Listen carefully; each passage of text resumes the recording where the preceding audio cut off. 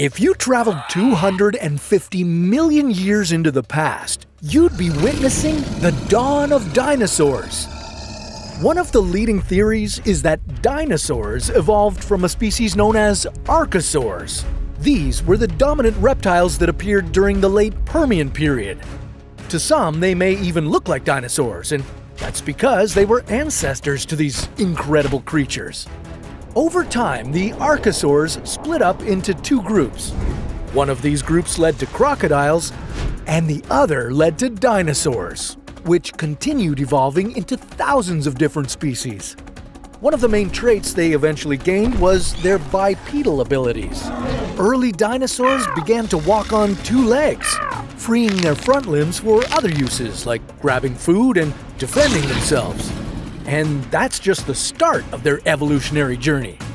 Let's travel back in time, 250 million years ago, and witness the history of dinosaurs in 10 minutes.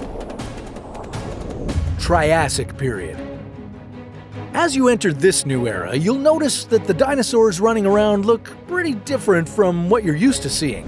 One of the earliest dinosaurs that emerged from the archosaurs was the Eoraptor. This little guy was about the size of a dog, barely 1 meter tall and weighing in at a meager 10 kilograms. You know, we typically think of dinosaurs as these massive creatures, but it'd be a couple million more years before that started to happen. We'll check in to see how those dinos are growing in size as we travel through time. But for now, let's see what's happening to Earth. During the Triassic period, the supercontinent Pangaea starts to fragment, slowly altering global climates and ecosystems. The climate was generally hot and dry, and there were no polar ice caps, creating a stark contrast to what you're typically used to in modern-day Earth. The vegetation was also very different and was crucial for the survival and evolution of dinosaurs. The plants have different characteristics as well. Some are tough, some nutritious, and others potentially poisonous. Each one of them will influence the dietary and adaptive strategies of different dinosaur species. Speaking of which, what are some other dinosaurs doing during this time? Weighing in at about 23 kilograms and 1 meter tall, we have the Coelophysis.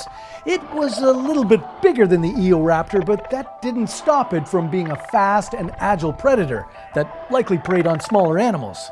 Now, the Herrerasaurus was slightly taller at about 1.1 meters, but was a lot heavier at about 350 kilograms.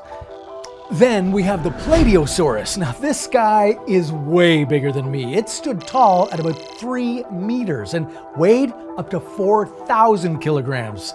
This was one of the earliest examples of how big dinosaurs could grow. But wait, they get even bigger than this. Despite their impressive forms, dinosaurs weren't the dominant creatures during the Triassic. They had to share their environments with many other organisms, all vying for survival in the diverse ecosystems. This was the case until the Triassic period would experience a great extinction event. This was likely caused by massive volcanic activity, climate change, and potentially even some small asteroid impacts. This will have a significant effect on life on Earth and lead to the extinction of numerous species. But it wasn't all bad, especially for our dinosaurs. This moment set the stage to bring new opportunities to these species, leading to them dominating the Earth. Jurassic period. Now, instead of dinosaurs simply surviving, this is where they thrive. Over the millions of years, different species have been evolving, and dinosaurs are now the rulers of the Earth. They spread across continents, dominating the lush forests and arid deserts. Occupying these areas were some massive dinosaurs, ones that you're probably a lot more familiar with. We have the Stegosaurus, Brachiosaurus, and Allosaurus. These were some of the largest creatures ever to walk the Earth. But you'd quickly notice that it wasn't just these massive beasts that were roaming around. This era also saw the evolution of theropods. These were smaller dinosaurs that had more of a bird-like form. One of the most famous was the Archaeopteryx. It was kind of like a mix between a dinosaur and a bird, with feathers and wings, but also with bony teeth and a tail. The Archaeopteryx was a crucial link between birds and dinosaurs. If you wait about 100 million more years, they'll evolve into the birds we know today.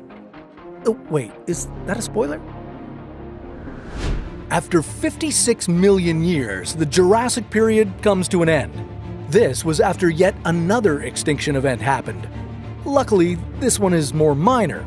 However, due to climate change, volcanic activity, and sea levels changing, some species are going extinct. This once again changes the landscape as the dinosaurs enter their final era. Cretaceous period.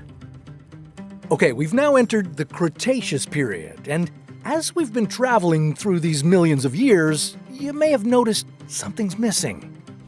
Right, one of the dinosaurs' biggest stars hasn't appeared yet. Say hello to the Tyrannosaurus Rex. The T-Rex was a massive beast. It was 3.7 meters tall and 12 meters long. Not only that, but it was a whopping 9 tons. Equipped with a powerful jaw and incredibly sharp teeth, the T-Rex dominated the Cretaceous kingdom. It was one of the most dominant predators history has ever seen. This colossal beast wasn't just scavenging leftovers, it was an active hunter, stalking its prey with keen eyesight and a heightened sense of smell. Among its favorite meals were the sizable herbivores like the Edmontosaurus. But the T-Rex didn't stop there. It would take on formidable opponents like the Triceratops and even other smaller theropods if the opportunity arose. With its powerful jaws filled with 12-inch teeth and its strong hind limbs that allowed it to run at speeds of up to 40 kilometers per hour, the T-Rex was a master of the hunt. But this period wasn't just filled with massive beasts like the T-Rex. Look around and you'll also notice even more feathered dinosaurs in the Cretaceous period. One of them being the Velociraptor. Now, you typically see them portrayed like this with no feathers, but evidence suggests that these creatures were quite feathered. Now, the feathers weren't necessarily used for flying, more for warmth and stability. And this one is the Microraptor. Now, unlike the Velociraptor, its feathers likely were used for flight, giving us crucial insight into the evolution of birds. Okay, as I mentioned earlier, Pangaea was breaking up and forming into the continents we know today. But because of this, some dinosaurs were forced to migrate and separate into different areas of the world. These dinosaurs had to adapt to their new environments, potentially changing the course of their evolution. But none of this matters when we consider what happens next. The cataclysmic event. Okay, as you've been hanging out with the dinosaurs for millions of years, an asteroid has been making its way toward Earth. Then suddenly, it hits, creating a massive crater 150 kilometers wide and 20 kilometers deep. Naturally, something this huge makes a devastating impact on the world, one that'll change it forever. The asteroid's collision is massive, but its impact is felt long after the initial crash. Due to the massive collision, the environment drastically changes. Significant drops in temperature start to occur, and debris from the crash begins to block out the sun. This impacts not only the dinosaurs' health, but also their food supply. This devastating event wipes out 75% of the Earth's species, many of which are the dinosaurs we've been observing this whole time. But don't worry, not all of the dinosaurs went extinct. The aviation-based dinosaurs we checked out earlier managed to survive the asteroid strike, eventually evolving into birds. Aftermath. Now that most of the dinosaurs are extinct, it's cleared the way for mammals to diversify and expand their impact on the world. With less competition, early mammals can now thrive and take over, which slowly, over time, allowed humans to evolve, building the world we know today. Dinosaurs went on to evolve for another 165 million years, but there's still so much we need to learn about them. Like, did you know that not all dinosaurs were cold-blooded? Some of them may have been warm-blooded, or even both. But That's a story for another What If.